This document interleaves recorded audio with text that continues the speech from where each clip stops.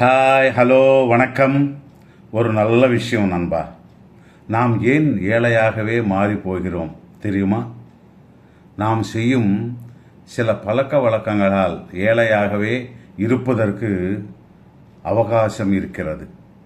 எப்படி என்றால், ஒன்று, பணத்தை கணக்கில்லாமல் செலவு செய்வதனால எவ்வளவு சம்பாதித்தாலும் பிளான் இல்லாமல் செலவு செய்தால் என்றைக்குமே சேவ் பண்ண முடியாது. ஒரு கணக்கில்லாமல் எதுக்கு செலவு செய்கிறோம் என்ற கணக்கே இல்லாமல் செலவு செய்வது, அதனால் நீ இருக்கும் இடத்தை விட இன்னும் ஏழையாகவே மாறிவிடுவாய். இரண்டாவது, ஒரு சேவிங்ஸ் இல்லாமல் வாழுவது. நாளைக்கே பார்த்துக்கலாம், அடுத்த மாதம் பார்த்து கொள்ளலாம் என்று வருஷங்களே ஓடிவிடுகிறது. இவன் ஒருபோதும் சேவிங் பண்ண முடியாது. இதுதான் வருங்காலத்தில், அதாவது வயசான காலத்தில் ஒரு பிரச்சனை வரும்போது கடன் வாங்க வேண்டிய நிலைமை தவிர்க்க முடியாதது நண்பா. அந்த கடனை தீர்த்து கொண்டே வயசும் ஆகிவிடும். ஏழையாகவே உன் வாழ்க்கை முடிந்துவிடும். இனி மூன்றாவது, கடனில் சில பொருட்கள் வாங்குவது. சில பேர் அது அவசரம் இல்லை என்றாலும் கடனுக்கு லக்ஸரியான பொருட்களை வாங்குவது.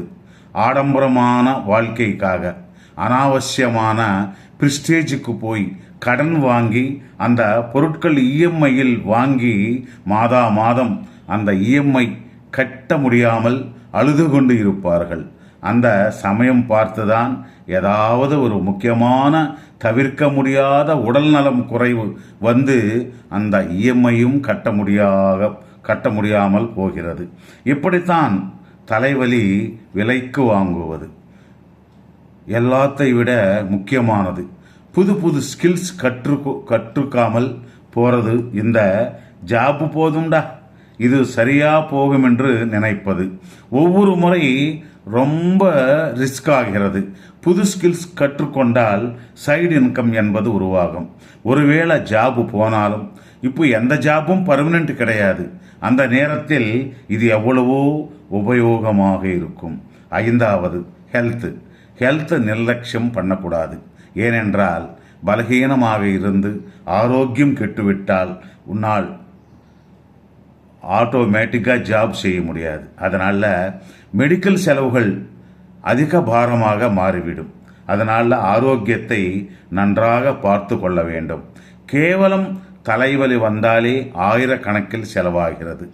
மேற்படி நான் சொன்னதெல்லாம் கண்டினியூ ஆனால் நீ கண்டிப்பாக ஏழையாக மாறுவது நிச்சயம் நண்பா. அந்த லைன் தாண்டவே முடியாது. பிவிகால் மாதிரி ஒட்டிக்கிட்டே அந்த லைன் தாண்டாமலே உன் வாழ்க்கை முடிந்துவிடும்.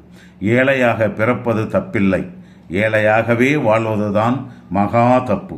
இனிமேலாவது அந்த பழக்க வழக்கங்களை மாற்றிக்கொள்ளுங்கள். நான் சொல்றது கேளுங்கள். எங்க நீங்கள் என்னுடைய வீடியோக்கள் முழுமையாக பார்க்கிறீர்கள்? கொஞ்சத்தில் கொஞ்சமாவது மாறுவதற்கு வாய்ப்பு இருக்கிறது. நன்றி.